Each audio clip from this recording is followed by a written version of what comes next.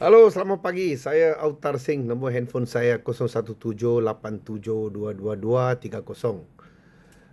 Datuk Seri Anwar kata dia iktiraf 10A tetapi 90% kota pelajar Bumiputera dalam metro klasi dikekalkan. Kenapa 90%? Bukankah 70%? Itu yang sudah dipersetujui dululah dalam social contract lah. Sekarang 90%. Dulu you cakap anak India, anak you, anak Cina, anak you, anak Dayak, anak you, anak Kadazan, anak you. Semua orang punya anak, lu punya anak.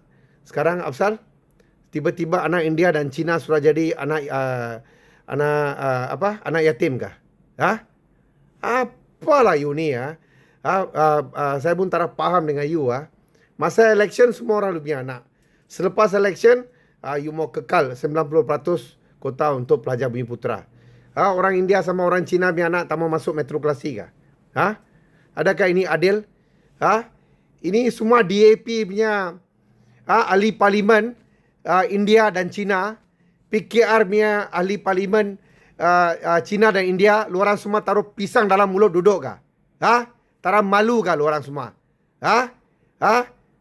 Shame on all of you lah, all the DAP, Chinese and Indian MPs, PKR, DAP, PKR, Indian and Chinese MPs. You putting banana in the mouth, no mouth to open when he talk like that. Before election, how you all talk? Now how you all talk?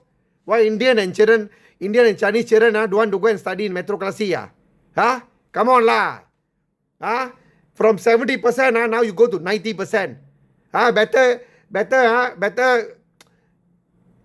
I don't know what to say lah. I really don't know what to say such a nasib malang anak-anak orang India dan Cina di bawah kerajaan Madani ini. Sekian, terima kasih. Next election pun undi Pakatan lagi satu kali. Semua orang Cina, India, semua orang satu kali lagi undi sama Pakatan.